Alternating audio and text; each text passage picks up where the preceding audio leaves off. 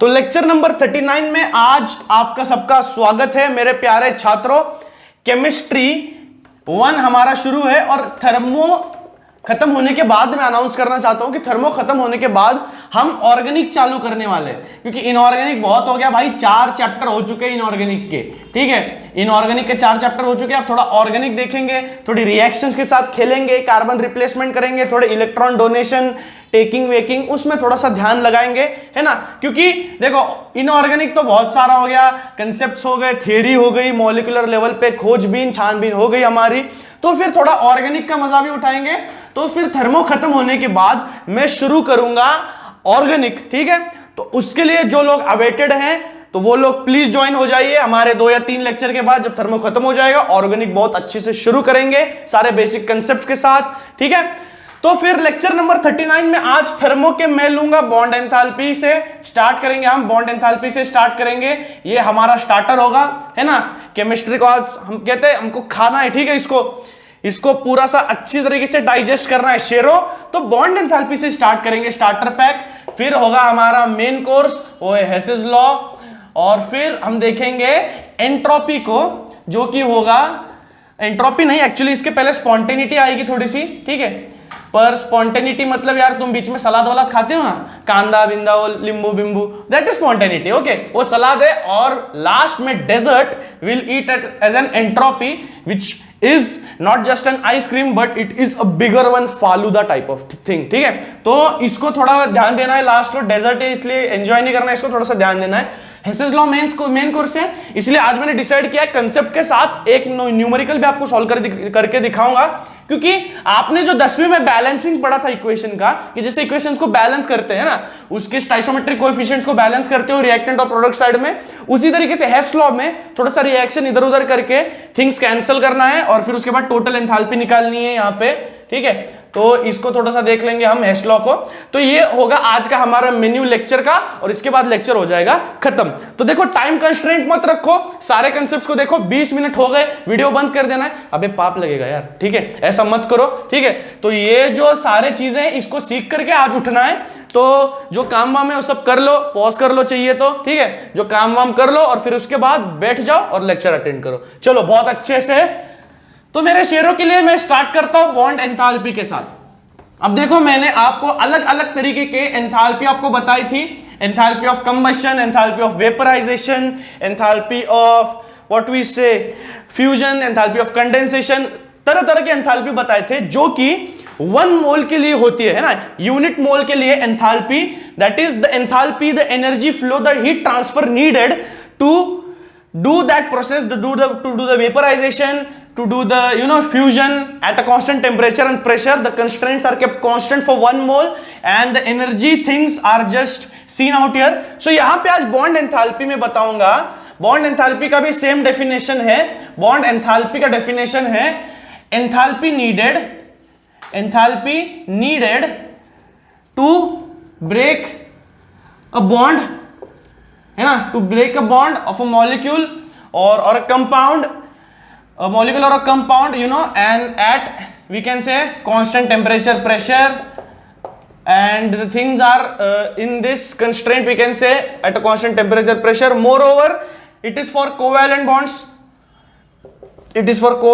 ठीक है, because they are the stronger ones which we can say, ionic also stronger ones but comparably, ठीक है।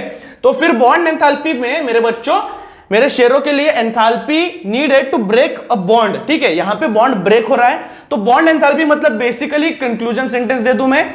Enthalpy, bond enthalpy मतलब क्या, किसी भी बॉन्ड को अगर तुमको ब्रेक करना है 1 मोल, ठीक है, तो जो भी लग रहा है तुम्हारा एनर्जी एंथैल्पी, जो भी हीट फ्लो लग रहा है कि उस बॉन्ड को ब्रेक करने के लिए जितनी हीट लगेगी, so that enthalpy for 1 mole is called as bond enthalpy. अब एक था enthalpy of atomization. Enthalpy of atomization में भी अगर आप देखेंगे मेरा पिछला लेक्चर रिपीट करके, एंथैल्पी ऑफ एटोमाइजेशन मैंने बताया था कि एटम जो है, एक जो भी कंपाउंड है, मॉलिक्यूल है, उसको उसके स्पेसिफिक एटम्स में ब्रेक डाउन करने के लिए भी इसको बोलते हैं एंथैल्पी ऑफ एटोमाइजेशन। तो बॉन्ड एंथैल्पी इस कंटेक्स्ट में दोनों सेम है, लेकिन आपको ये याद रखना है कि डायएटॉमिक मॉलिक्यूल्स के लिए बॉन्ड एंथैल्पी और एंथैल्पी ऑफ एटमाइजेशन, ये दोनों इक्वल होंगे। क्यों? क्योंकि एंथैल्पी ऑफ एटमाइजेशन है कि क्या, किसी डाई एटम को उसके रिस्पेक्टिव सिंगुलर एटम में अगर आपको डिसोसिएट करना है, उसका बॉन्ड ब्रेक करना है, तो एंथैल्पी ऑफ एटमाइजेशन कहते हैं उसको। और बॉन्ड एंथैल्पी यानी कि क्या, किसी भी कंपाउंड का बॉन्ड ब्रेक करना। तो बेसिकली मैं Cl2 को भी बॉन्ड ब्रेक कर रहा हूं, तो इसको बॉन्ड एंथैल्पी इसकी निकालेंगे और इसके एंथैल्पी ऑफ एटमाइजेशन निकालेंगे, तो दोनों सेम ही होंगे ना भैया, दोनों सेम ही होंगे कि नहीं शेरो? देखो वहां पे दिया है नोट में कि, देखो यहां पे दिया है, पेज नंबर आप देख सकते हैं 78 पे, कि बॉन्ड एंथैल्पी और enthalpy of atomization diatoms के लिए सेम ही होंगे, क्योंकि एंथैल्पी ऑफ एटमाइजेशन है कि किसी भी अगर डाई एटम है उसको सिंगुलर एटम्स में ब्रेक करना, यानी कि एंथैल्पी ऑफ एटमाइजेशन।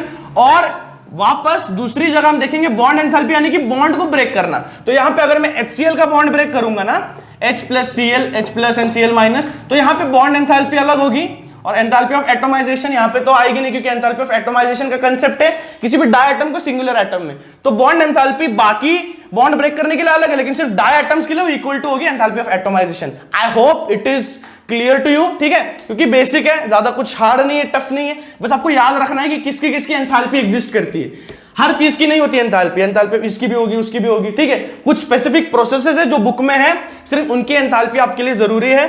सो यहां पे bond enthalpy, enthalpy of atomization में कंपैरिजन हो गया। अब बॉन्ड एंथैल्पी में होता ऐसा है कि कभी कभी देखो, अगर हम देखेंगे कि अलग अलग, हम देखते हैं यहां पे एवरेज बॉन्ड एंथैल्पी का कुछ कंसेप्ट दिया है, एवरेज बॉन्ड एंथैल्पी का।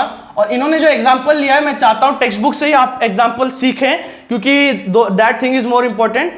इन CH4 मॉलिक्यूल, ये मीथेन का मॉलिक्यूल है, इन्होंने यहां पे क्या कहा है कि CH4 मॉलिक्यूल में जो इसका बॉन्ड है, ऐसा इस तरीके का जो इसका बॉन्ड है ना, there are 4 CH bonds, 4 CH bonds. अगर मैंने डिसाइड किया चारों CH बॉन्ड को मुझे ब्रेक करना है ना, चारों CH बॉन्ड को मुझे ब्रेक करना है, तो हर एक CH बॉन्ड को ब्रेक करने के लिए बॉन्ड एंथैल्पी अलग अलग होगी, समझ लो, ठीक है? अब ये क्यों होता है, ठीक है? It totally depends upon how the bond is, how the bond angle is, ठीक है? सारा उसके ओवरऑल डिपेंड होता है, क्योंकि कोई भी बॉन्ड अगर आप देख लो, कोई भी बॉन्ड पूरी तरीके से सिमेट्रिक नहीं होता, ठीक है? तो उसमें थोड़ा सा दिक्कत आती है। तो बॉन्ड एंथैल्पी, मेरे बच्चों बात ध्यान में रखो कि अगर कोई बॉन्ड है, जैसे NH3 है ना, जैसे कि NH3 है, अगर कोई बॉन्ड है, तो हर एक NH बॉन्ड को ब्रेक करने के लिए बॉन्ड एंथैल्पी अलग अलग होंगी। But for theoretical reasons we calculate the bond enthalpy needed to break each of the bond, and afterwards those enthalpies we just calculate their average and that we use as a bond enthalpy for that compound। समझ में आ रहा है? ऐसे तरह के numerical आपको MCQ में पूछे जा सकते हैं कि स्पेसिफिक बॉन्ड एंथैल्पी दिए इस बॉन्ड के लिए और इस कंपाउंड का हमको ओवरऑल बॉन्ड एंथैल्पी निकालना है। So just do one thing, just add all the enthalpies given and उसका एवरेज निकाल लो, और फिर आपको जो एंथैल्पी होगी वो इस मॉलिक्यूल की एंथैल्पी होगी। समझ रहे हो बात को? बहुत बेसिक है, ठीक है? बस बात ध्यान में रखना है कि हर एक बॉन्ड को एक स्पेसिफिक कंपाउंड में, चाहे वो सेम कंपाउंड क्यों ना हो, उसके कार्बन हाइड्रोजन चारों तरफ बॉन्ड क्यों ना हो, लेकिन उसको ब्रेक करने के लिए अलग अलग बॉन्ड एंथैल्पी लगेगी, ठीक है? दिस इज एन एक्सेप्शन, जो ग्रीन डब्बे में आप देख सकते हैं और जो मैं स्क्रीन पे दिखाना चाहता हूं आपको, स्क्रीन पे आपको दिख रहा होगा, ठीक है? जो भी अलग अलग है बॉन्ड एंथैल्पी, वो इस वजह से है क्योंकि सिमेट्री नहीं होती कभी कभी, है ना, वापस। और जो बॉन्ड एंथैल्पी में एनर्जी स्टोर्ड होती है, वो हम कह सकते हैं the pair of electrons are different and the vibration terms in all terms अगर हम देखें तो अलग अलग होते हैं, ठीक है बच्चों? एक तरीके से नहीं होते जो सेम बॉन्ड एंथैल्पी लगेगी हर चीज में, ठीक है? तो फिर अब देख लो यहाँ पे CH4, उसको पहले हाइड्रोजन बॉन्ड ब्रेक किया, एंथैल्पी 427 आपको स्क्रीन पे दिख रहा है, फिर उसके बाद 439, 452, 347। तो जैसे जैसे हम देख सकते हैं, ऐसा कुछ नहीं है कि एनर्जी कम कम लगते जाती है, ऐसा कुछ नहीं, अलग अलग एनर्जी होती है, बस इसको याद रखो, कोई पैटर्न नहीं है उसमें। उसके बाद उन सबका टोटल एंथैल्पी निकाल लिया और एवरेज बॉन्ड एंथैल्पी निकाला है 416। तो सारे एवरेज बॉन्ड एंथैल्पी रिएक्शन का उन्होंने दिया है CH बॉन्ड के लिए, that is 416 kilo joules per मोल। समझ में आ रहा है? ये समझ में आ रहा है? सिर्फ एवरेज आपको निकालना है, आपको पूछा जा सकता है, इसलिए मैंने अच्छे से आपको बता दिया, इसमें थोड़ा सा टाइम ले लिया हमने। तो अगला हम देखेंगे, तुरंत हम चलते हैं कहां पे, हमारे मेन कोर्स पे। ये स्टार्टर हो गया। मेन कोर्स में देखो हेसेस लॉ। अब देखो यार, मैं खाने पीने की बात करूंगा क्योंकि मैं फूडी बहुत हूं, ठीक है, मुझे खाना पीना बहुत पसंद है, तो उस तरीके से मेरे बच्चों को भी बहुत पसंद होगा। आई होप सारे के सारे शेर हैं, शिकार के लिए तैयार हैं। तो शिकार आपके सामने है मेरे बच्चों, हेसेस लॉ। देखो थ्योरी बहुत इजी है, न्यूमेरिकल में कभी कभी दिक्कत आती है, तो न्यूमेरिकल भी हम सॉल्व कर लेंगे, पहले थ्योरी पढ़ लो। तो देखो मेरे चीतो, मेरे पपीतो, यहां पे हेसेस लॉ में हम आज देखेंगे हेसेस लॉ। हेस ने क्या कहा कि अगर कोई मल्टीपल रिएक्शंस हो रहे हैं, कोई भी एक सिंगुलर रिएक्शन हो रहा है, जैसे कि मैं कहूं बॉन हैबर प्रोसेस, इन्होंने नाम नहीं दिया क्या, चलो कोई दिक्कत नहीं है। बॉन हैबर प्रोसेस में क्या होता है, अमोनिया सिंथेसिस करते हैं हम, ठीक है। बेसिकली ये थोड़ा मैंने इस पे काम किया हुआ है। तो अमोनिया सिंथेसिस करते हैं। अमोनिया सिंथेसिस में अमोनिया का बास बहुत गंदा आता है, आपको इससे कुछ लेना देना नहीं है, फिर भी फन के लिए बता देता हूं। अमोनिया का बास बहुत गंदा है यार, एकदम कतई जहर बास है, ठीक है। तो स्कूल्स आपकी चालू हो जाएंगी, कॉलेजेस, तो आप करना जरूर। प्रतीक सर ने बोला था अमोनिया का बास, तो किसके कोई आपका ब्रेकअप वगैरह हो गया तो उसको बास सूंघा दो, ठीक है, बदला के तौर पे, साइंटिफिक बदला ले लो। अमोनिया सिंथेसिस में उसको कहते हैं बॉन हैबर प्रोसेस, की दोनों साइंटिस्ट थे, इन्होंने इसका इन्वेंशन किया था। ये भी आपके लिए जरूरी नहीं है, फिर भी बता रहा हूं, इंफॉर्मेटिव। अमोनिया सिंथेसिस बॉन हैबर, इसमें होता क्या है, हाइड्रोजन और नाइट्रोजन गैसेस को इस्तेमाल करके NH3 बनता है, NH3 बनता है, ठीक है। अब इसको थोड़ा बैलेंस कर लेंगे, 3H2N2, यहां पे हो गया 3 2 6, तो 2 आ जाएगा 6 6, चलो हो गया balance. 3H2 plus N2 gives 2NH3, this hydrogen nitrogen ammonia. यहां पे देखो प्रोसेस है, ये एक ओवरऑल रिएक्शन है, लेकिन रिएक्शन ये ओवरऑल कब बनी है, जब एक प्रोसेस के थ्रू आई है नीचे, ठीक है। तो फिर यहां पे हम देखेंगे इसकी एंथैल्पी है, इन्होंने दी है delta H R of the reaction at standard state. This is the symbol of standard state. मैं बॉइलिंग पॉइंट एलिवेशन वहां से बताते आ रहा हूं, जो भी अगर नॉट है उस पे तो वो स्टैंडर्ड स्टेट है, ठीक है। और वहां पे भी मैंने बताया कि जो नॉट है वो सॉल्वेंट का है, जो कि एक हमारा रेफरेंस है, वो सॉल्वेंट का हमने नॉट लिखा था, यहां पे स्टैंडर्ड स्टेट के लिए नॉट है। तो ये नॉट सिंबल को आप कंसीडर करो, सिर्फ डेल्टा H मत लिखो, मार्क्स कट होते हैं बच्चों, ठीक है। तो यहां पे delta H not for the reaction, it is given in the textbook as -92.2 kilo joules, okay. और यहां पे इन्होंने बोला है कि हेस ने कंसीडर किया कि synthesis of ammonia, synthesis of ammonia है जो हेसेस लॉ के हिसाब से, वो सिर्फ सिंगल स्टेप में नहीं होता, तुरंत 2 मोल्स फॉर्म नहीं हो जाते अमोनिया के। It's a series of steps and for each and every step the enthalpy is different, but if we add those enthalpies, the sum of the enthalpy is equal to the overall enthalpy of the reaction, ठीक है।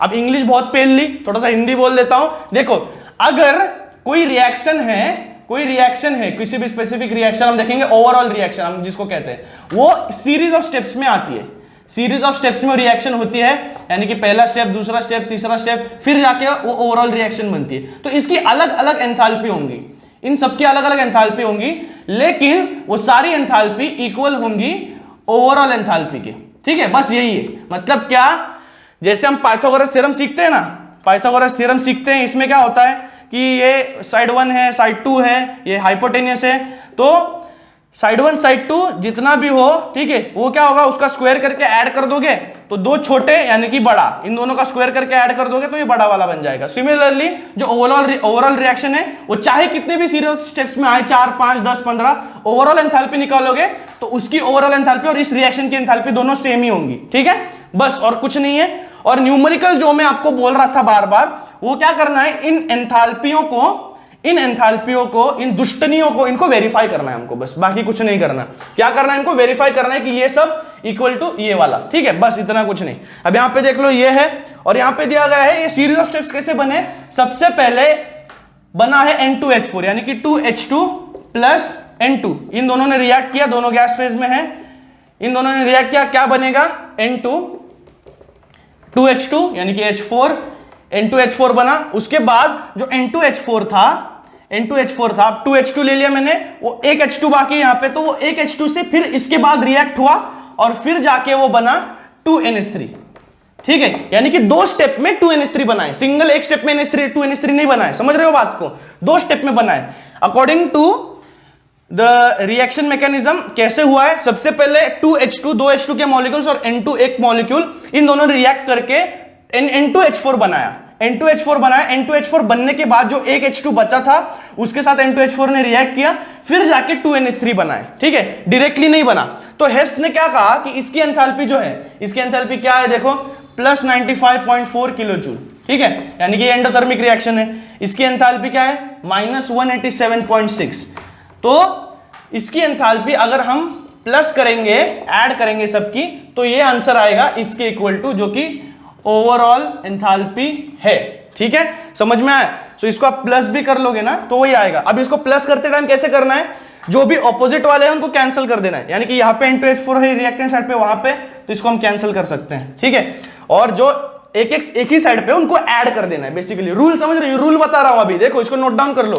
अगर same molecule, same compound एक product side पे और नीचे वाले में reactant side पे, उन दोनों को आप कैंसिल कर सकते हो। लेकिन अगर दोनों एक ही साइड पे, उसको आपको प्लस करना है, यानी कि जैसे 2H2 यहां पे और H2 यहां पे, तो 2H2 plus H2 it is 3H2। Again there is an addition term which is N2।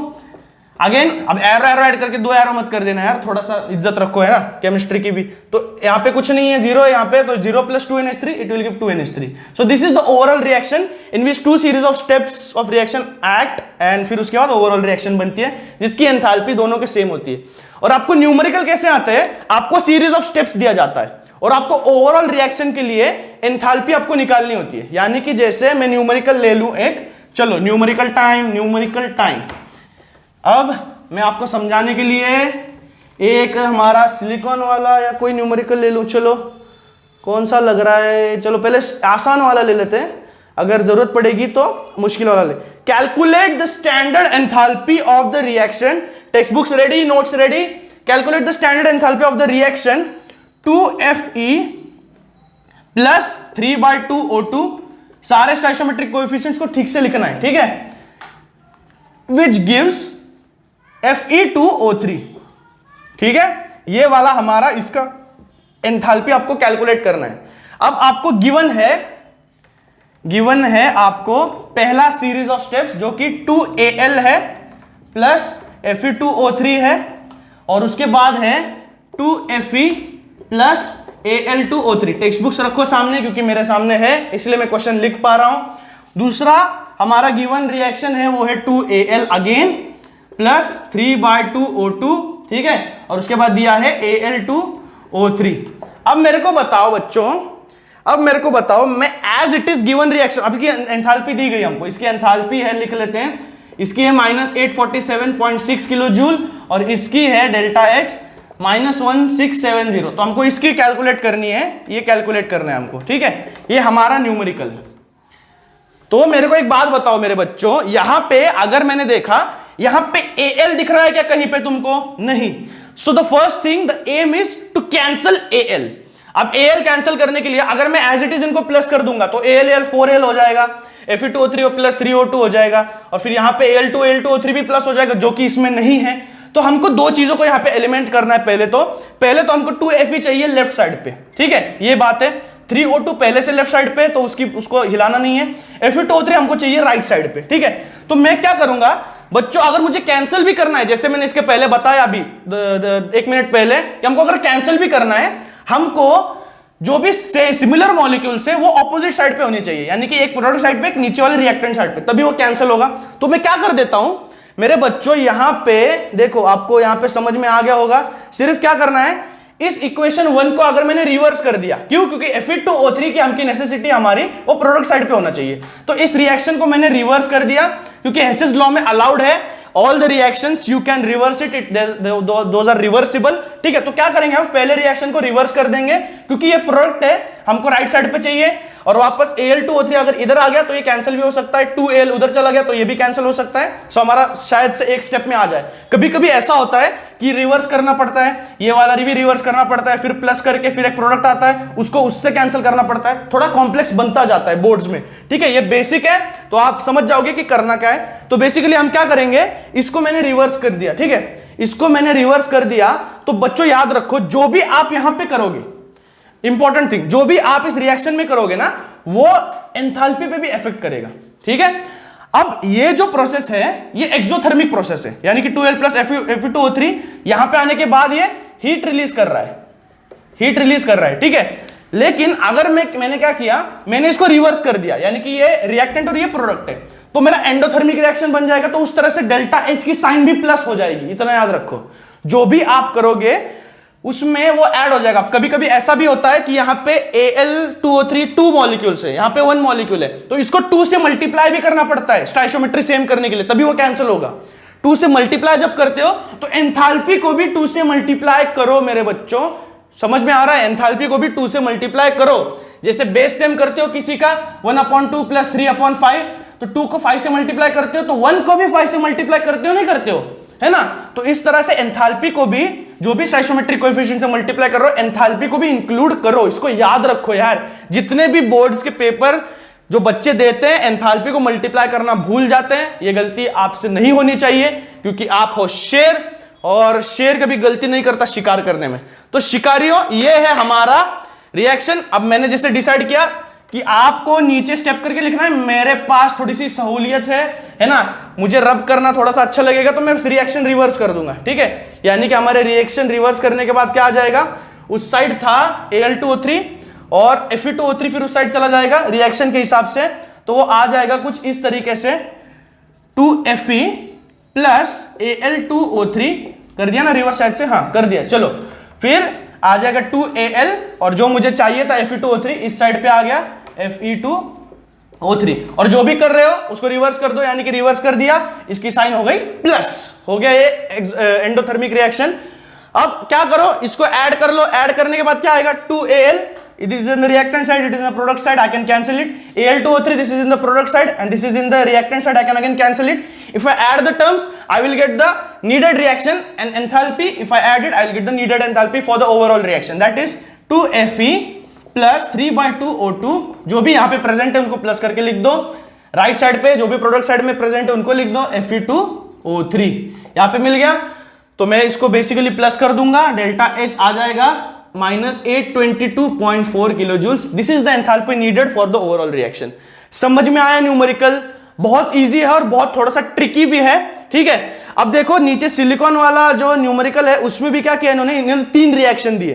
3 reaction में सिर्फ इन्होंने डिसाइड किया हम पहले को रिवर्स करेंगे और फिर तीनों को ऐड कर लिया इन्होंने, तो वहां पे भी आ गया आपका, ठीक है?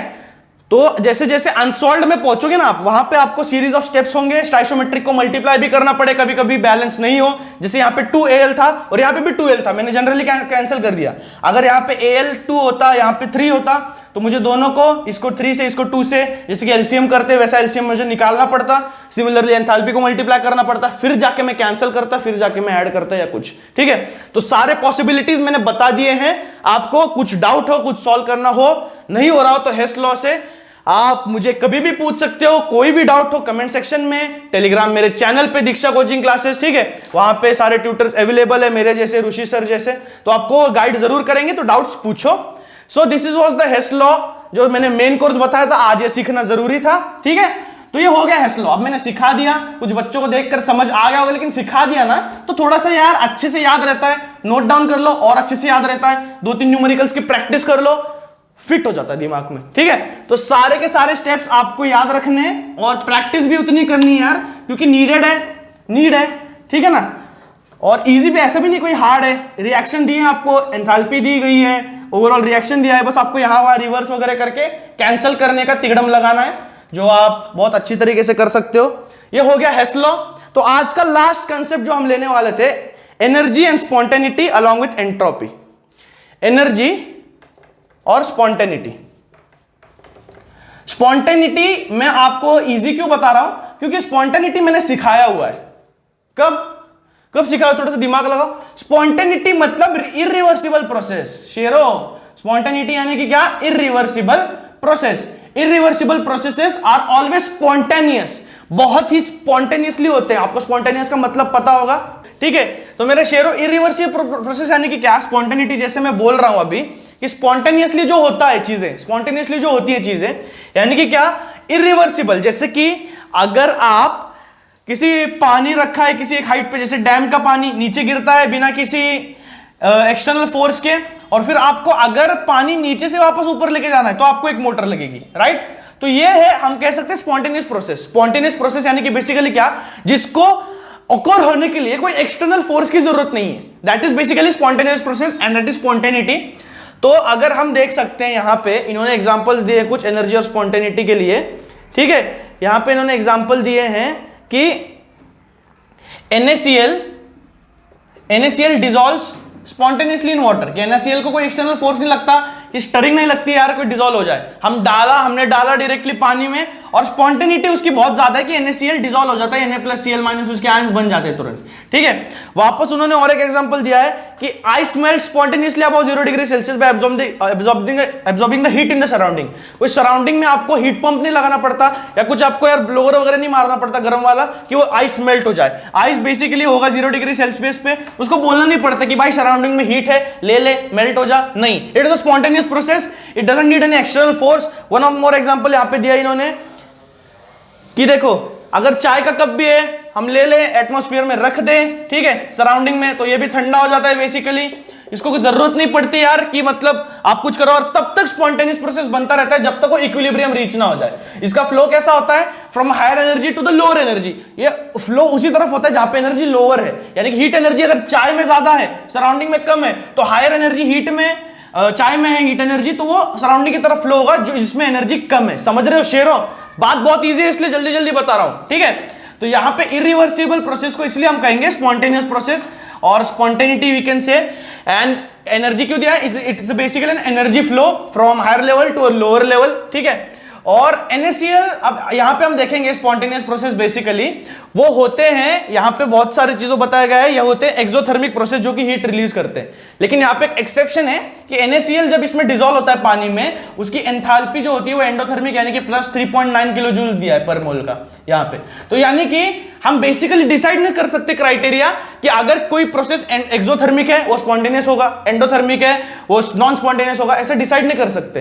तो सिर्फ एंडोथर्मिसिटी या एक्सोथर्मिसिटी ये क्राइटेरिया नहीं है कि हम स्पॉन्टेनिटी को डिसाइड करें, इसके अलावा हमें और क्राइटेरिया लगेगा जिसकी वजह से हम श्योर बता सके, श्योरली कि ये स्पॉन्टेनियस है या नहीं। क्योंकि अगर डेल्टा एच की तरफ देखोगे, यहां पे एंथैल्पी की तरफ देखोगे, एक्सोथर्मिक एंडोथर्मिक की तरफ देखोगे, तो आप प्रॉपर बता नहीं सकती है एक्सोथर्मिक है स्पॉन्टेनियस, एंडोथर्मिक है नॉन स्पॉन्टेनियस, नहीं।